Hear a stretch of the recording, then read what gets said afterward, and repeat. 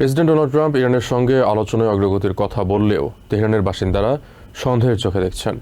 রাজধানীর রাস্তায় কথা বলা অনেকে মনে করছেন এ বক্তব্যের মাধ্যমে বাস্তবতা নয়, রাজনৈতিক কৌশল সামনে উঠে এসেছে।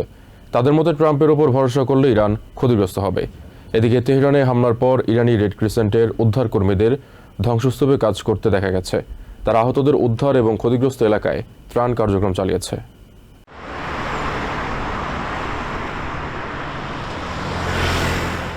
তেহরানের বাসিন্দারা বলছেন, আলোচনার কথা বারবার শোনা গেলেও বাস্তবে এর ফল দেখা যায় না। একদিন আলোচনা, পরদিন আবার ভিন্ন পরিস্থিতি। ফলে প্রকৃত অর্থে কোনো সমঝোতা হবে কিনা তা নিয়ে তারা সংশয়ে আছেন।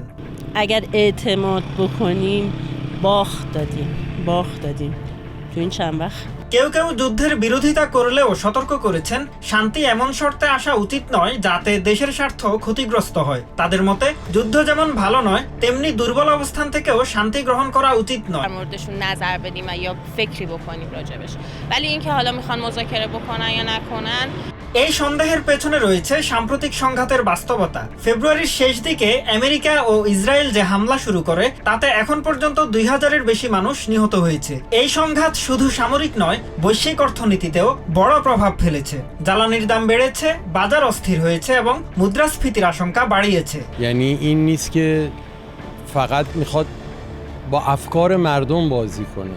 এর মধ্যে ট্রাম্প বলেছেন, ইরানের জ্বালানি অবকাঠামোয় হামলা সাময়িকভাবে স্থগিত রাখা হয়েছে, কারণ আলোচনার সুযোগ তৈরি হয়েছে। কিন্তু ইরানের ফার্স নিউজ এজেন্সি জানিয়েছে, আমেরিকার সঙ্গে কোনো সরাসরি বা পরোক্ষ যোগাযোগই নেই।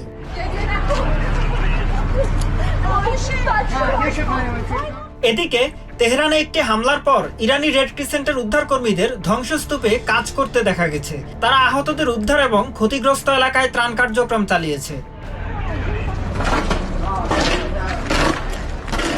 সংঘাতের বিস্তার নিয়ে উদ্বেগও বাড়ছে। উপসাগরীয় অঞ্চলের বিদ্যুৎ অবকাঠামোয় সম্ভাব্য হামলার আশঙ্কা তৈরি হয়েছে, যা পানি সরবরাহের মতো গুরুত্বপূর্ণ সেবাকেও বিপর্যস্ত করতে পারে। একই সঙ্গে হরমুজ প্রণালী ঘিরে উত্তেজনা বিশ্ববাজারে অস্থিরতা বাড়িয়ে দিচ্ছে।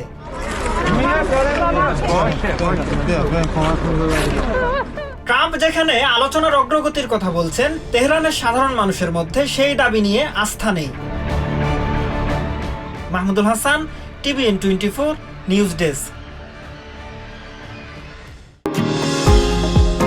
নিউ ইয়র্ক থেকে সম্প্রচারিত TVN 24 টেলিভিশন বিশ্বজুড়ে বাঙালির কণ্ঠস্বর।